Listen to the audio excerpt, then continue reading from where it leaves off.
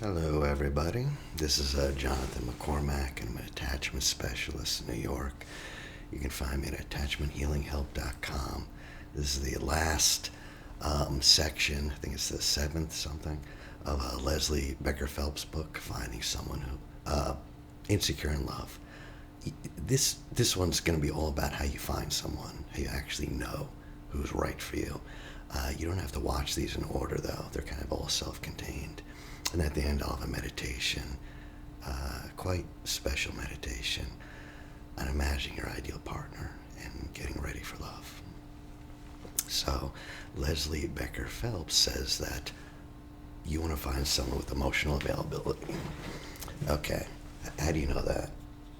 Well, and why do you need this? You need this because if your partner remains very emotionally distant or hostile, you're going to feel alone. You're going to feel alone. You're going to feel rejected and abandoned. You're going to start questioning your value as a person. Well, I know that happens to a lot of people get into avoidant relationships. In fact, I was just talking to one earlier, and they get into these relationships, but they can't leave. No, there is no emotional availability. Yes, there's a lot of hot sex. And that kind of balances it. Like, I get it. But for a relationship, you do want that. What does that mean? Well, that means that this person is a safe haven. Can you say this about your partner? Is this something you even thought about when you were looking for someone? Just like a little kid runs to their mother, you want someone, a partner, that you can turn to when you have difficult times for reassurance. If you're in a relationship, do you do that? Or do you call your brother or a friend or nobody? The problem is if the guy or girl is dismissing or critical, you won't turn to them. A lot of dismissing guys, their girlfriends or boyfriends, they get very upset because they try to turn to them and dismiss them. Just, why are you talking about emotions? Just forget about those, come on. And if you do turn to them, you're going to feel rejected. So this is another thing you need. Like, you're not going to make it without this. This person has to be a safe haven. They also have to be a secure base. And by that, I mean, they have to be able to support you. I mean emotionally. Because to be really fulfilled in life and love, it's important that you get to pursue your heart's desires. And that could be anything. That could be cooking. That can be anything at all. But the fact is, you ought to at least be able to explore. Perhaps you're content, fine, but could you? And also you want to explore new desires, Can your partner, because a relationship is together, but each of you needs to have a separate space. And can that person act as a base so you can go explore? You've seen little kids, they go into the playground, they get dysregulated, they touch mom, oof, now I'm okay. And mom gives them a little advice, it's okay, go play, do that, I'm watching, I'm supporting you. You need that in a partner. So that's the main thing, emotional availability. What does that mean? Safe haven, secure base. That means they're emotionally available. Okay. Characteristics that you want to look for in a partner. Leslie Becker-Phelps has a few, and she goes like securely attached and mature. What the hell does that mean? How do you know if someone's securely attached? Well, that's someone who's comfortable with themselves, comfortable in their skin, they're comfortable with their connections, they're capable of being emotionally close. They're also capable of wanting themselves and their partners to go explore with separate personal interests.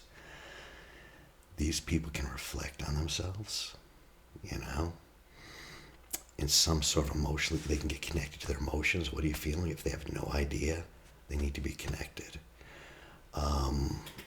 And this needs to, because they have to need to be able to identify their mistakes in a non-defensive way. People secure know that I'm a human being. I'm going to make a lot of mistakes. And I'm terrible at this. And with this, I'm completely ignorant. And with this, I'm very incompetent. and they just admit it. They're totally comfortable. Then they're going to be able to grow, and you're going to be able to point out things. The next one is she has an ineffective communicator. I mean, that'd be good. Here's another one. They appreciate you. I've had so many women, like, I don't just say appreciate you. And they're like, no. It's never enough to fall in love. Love is never enough. Because relationships are actually co-created. And they give you satisfaction in the long term. Only if your partner respects and values you and expresses it. What does this mean? They have an interest in you. They want to get to know you. It's important this person be a good fit, and that means you share some interests. When people want to go dating, I'm always like, well, no, forget about online dating, this, that, the other thing. Pick something you like, an activity, and go there and try to meet people there, because it start off on a mutual interest, and you have to have some mutual interests. Finally, they have to be ready for a relationship, even if they're a good fit, even if they're very comfortable, even if they're very secure. But if they're not ready, and how do you know? Well, do they make your relationship a priority? They devote time to it, or is it just dismissive? Don't do that at all. They put like zero work into a relationship, and the anxious person can get very resentful. Naturally will. So people are like, is this Mr. Right, Mr. Wrong? I don't know. I have no idea. Is this Mr. Good for you, or Mrs. Good for you? That's the question. Are they good for you? And people are shocked when I say, they're like, well, I don't know this. Do I love that? Is this person good for you? They're like, well, I don't know about that. Probably not. No, of course not. I'm like, well, so, you're asking me. That's the question. Are they safe? Are they good for you? Otherwise, you're going to struggle with questioning your importance to others and your worthiness of love if you're not securely attached. And that's going to affect your relationships. It's going to affect the type of partner you pick. And if you don't know that kind of puts you at risk of not recognizing when close is too close. If you're anxious, you're probably going to have this huge desire to have your partner right there with you all the time. You have to resist that, because the other person is going to feel very uncomfortable and stifled and controlled, especially if they are not feeling that urge for closeness. There's some things you're going to notice if you're anxious and you're doing wrong. Like these are things hurting the relationship. And you also have to realize, even if their need for closeness matches yours, check your motives. Why are you doing that? Are you feeling supported and encouraged? Are you just giving pieces of yourself up for them? What's your motivation? Are you still exploring your own interests? Or no, I have all my interests are theirs. Well, if that's the case, then these insecurities will prevent you from walking away when your partner's rejecting or very distant. Everyone's occasionally rejecting. Everyone's going to be distant. But if it's consistent, like, no, this person always feels rejecting, always feels overly distant, you're going to stay. You're going to have a hard time leaving. And then you're going to feel powerless and lost. That you just lost yourself in this relationship. On the other hand, you can find a dismissive person, and that person's going to be more focused on independence than emotional connections. And now your loneliness might be really confusing. Or, sometimes dismissives think this is the answer. I will find someone who's just as dismissive as me, just as self-sufficient. That's going to leave you feeling alone, very alone. At first you respect it, like, yeah, that self-sufficiency. Self-sufficiency is not enough, This is the trouble for the dismissive. Because on the other hand, they're afraid of choosing someone who's more interested in deep emotional connection, because then you feel unbearably close, and probably start to be critical. You're being very needy, being very, very needy. So the dismissive is kind of caught through, he's constantly trying to navigate that, too close, too distant. They say, a dismissive and avoidant is someone who wants someone in the house, but not in their room. One thing I see happen a lot with anxious people is, if you feel passionately, uncontrollably driven to get close fast, that's a pattern. That's a neurosis, Like you meet this person and you just divulge everything. I think people have those dates where we find someone and they call it like vomiting your life up, and you just tell them everything, every single thing. You're just like, oh my God, someone's going to pay attention to me. Anxious people are really like that. Driving fast in this type of race has never, ever produced a long-term, healthy, happy relationship. And I bet you if you look at your past, you'll see in your past, yeah, I got together with this guy. We just poured each other out. It was so emotionally intense. Did that work out? No. Whirlwind romances never work out. But you increase your chance of success if you wait and get to know the other person, So this is, oftentimes, like I'll ask them, like, how do you know this guy or girl's good for you? And they're like, oh, they display an interest in me. I mean, that's nice. That's good. That's meaningless, though, if they don't care about your feelings, if they don't respect you, if they don't want to hear about your interests, if they don't want you to get close. Your gut will be churning with these messages, but they're still interested in me. But, and I know how it is, like this person, you're in a desert, and someone is going to offer you love. You're finally going to be loved. They're going to love you, and they're also going to support your belief that you lack value. Yeah, they're going to love you, but also they're going to make you feel completely unworthy of love. I mean, it's just like vital that you resist this pursuit withdrawal relationship. The anxious avoidant. I mean, check in yourself. If you feel compelled to escape loneliness by getting too fast, pull back, talk to a friend, call someone, just pull back, I mean, the sure sign of this dynamic is when you just want to share all your struggles right away. Why? To win their attention, to win their comfort, to win their reassurance. The dismissive will do the opposite. They're terrified of closeness. They'll feel too vulnerable to share. So they're very distant and close off. They don't say much, But in both cases, you're going to turn your partner off because your focus is on how your partner can help or hurt you. I know that's shocking, and anxious and avoidant people hate for me to point that out.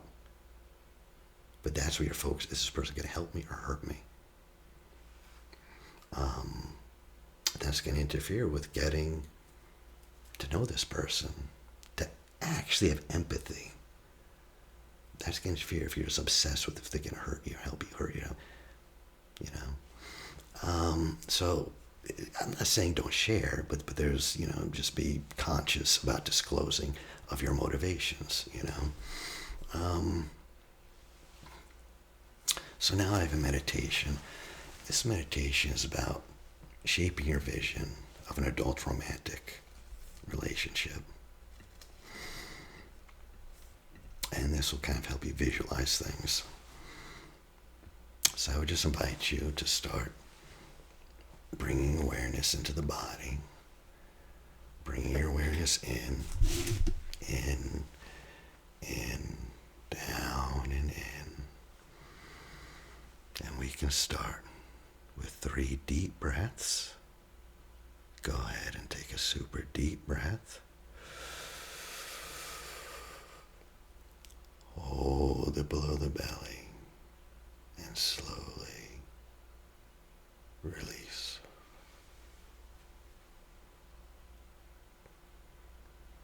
You can take a a second super deep breath. Hold it below the belly and slowly release.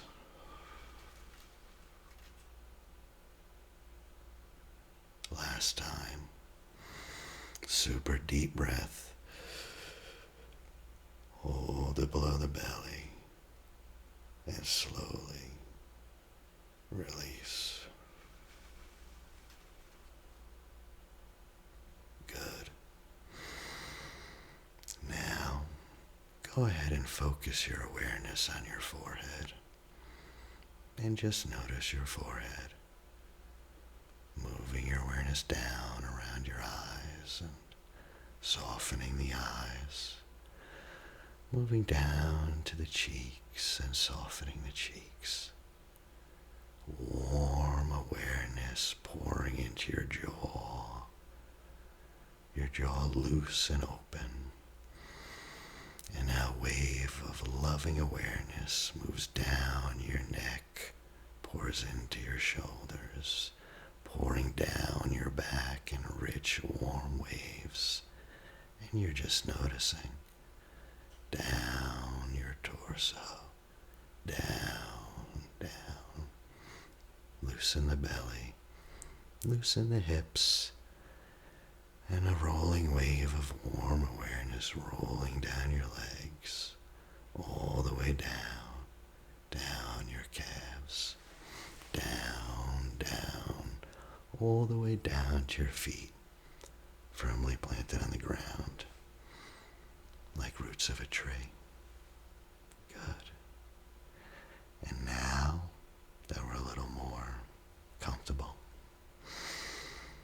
go ahead and imagine sometime in the future when you found just the right intimate relationship. See this scene, a relationship characterized by secure intimacy. And soon a scene will come to mind that best represents your personal vision of secure intimacy. Go ahead and allow the mind to bring up that image. What would it look like? Yeah. And you can allow the scene to become more and more clear. And perhaps this scene of you with your lover is becoming very clear. So clear, you could even describe it.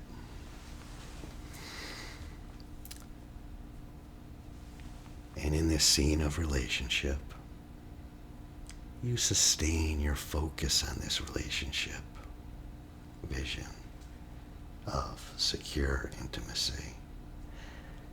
And soon the specific elements of secure intimacy that feel most important to you will become clear and clear. See what becomes so clear now? And now, the most important elements will become even more clear, even more present. And you imagine the details of day-to-day life manifesting the best of a secure, intimate relationship. Just those domestic scenes, day-to-day with them, with your partner and lover. And you see these scenes, and the more and more these details become clear, the more you will be able to describe them. These scenes of day-to-day life, and more you will discover all the important ingredients of the best of a secure, intimate relationship for you. What does that look like? What does that scene look like? And you see whatever else is important to the secure relationship too. until it becomes even more clear that what feels most right for supporting a secure, intimate relationship, that you can describe what's most right. You see what's most right about this relationship. Good. Yes. Hold your awareness on the total felt sense of this image of secure intimacy. See this scene of intimacy.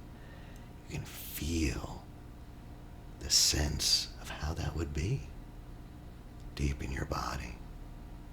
Fix this vision in mind and make a very clear imprint of it in such a way that this scene of intimacy, of secure intimacy, will always be there for you as a guide, for orienting toward secure, intimate relationships in the future.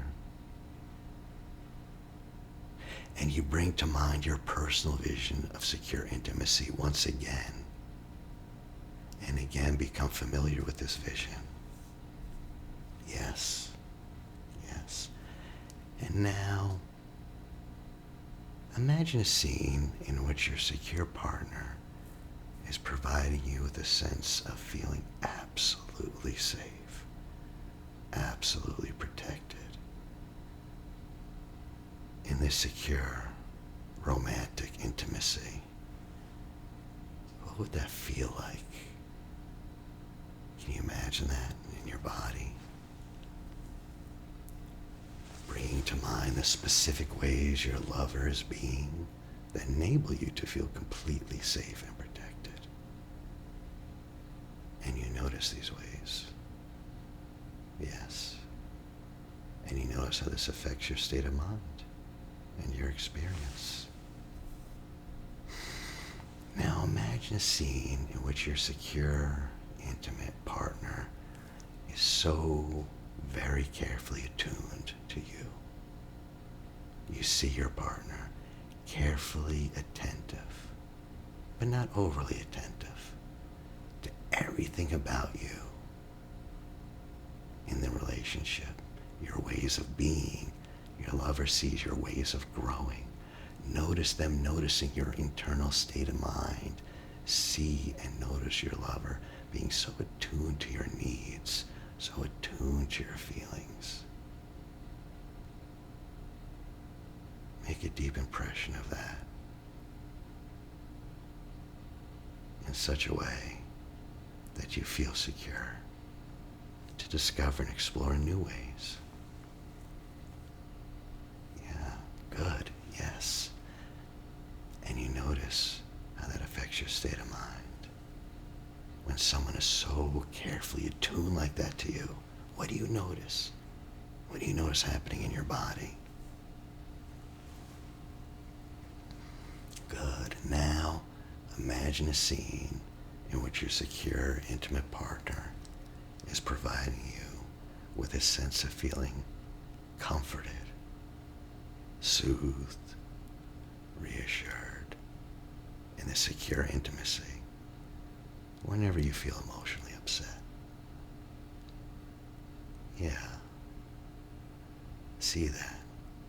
Notice the specific ways your partner is being that enable you to feel completely comforted and reassured. And you can allow that soothing. And you can notice the soothing and comfort and how it feels in your body. And notice how it affects your state of mind just being part of this couple. Yes. And now a scene will arise in which your secure, intimate partner is providing you with a sense that he or she is absolutely delighted in everything about your being, and see them openly and repeatedly expressing this delight in you. Notice that look in their eyes. They are delighted to see you. You are a delight to them. You just light them up. And you see that. And you notice that. You notice how that feels when someone delights in you. And you can really soak in that feeling of being delighted in, deep in your body. All the specific ways you see your partner that enable you to see the depth of their delight in your being. Yeah. You can really take that in. Yes. Yes. Now imagine a scene in which your secure, intimate partner is providing you with continuous encouragement and support. Picture a scene like just supporting you to discover, they're bringing out your best, strongest, unique self. They're just making you better in this romantic relationship. Just the way they're being, the specific ways to bring out your best self.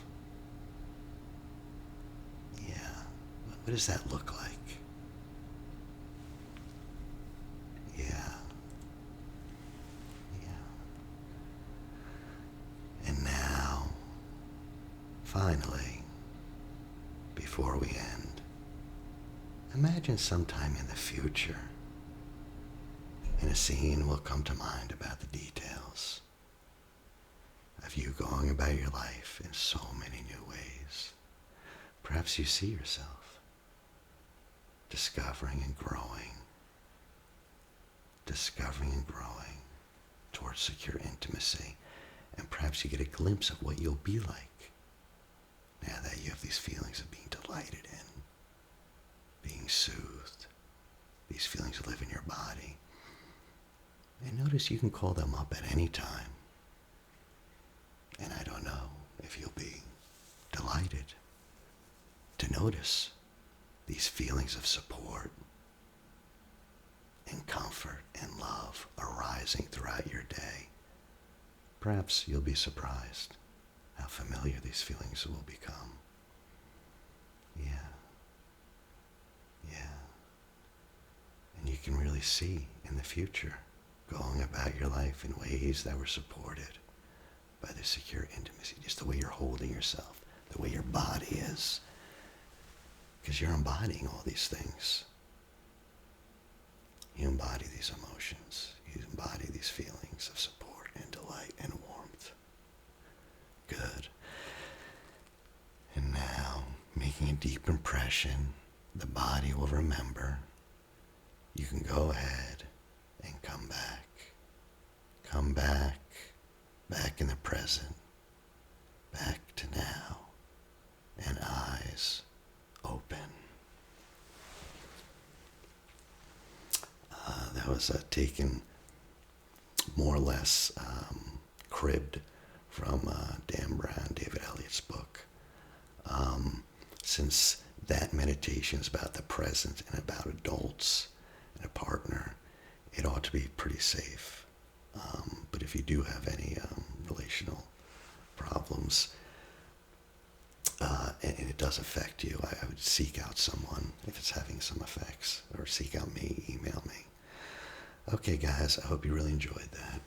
And I appreciate everything, all the comments. And if you guys want to hear anything, or know anything, or have a suggestion, hit me up.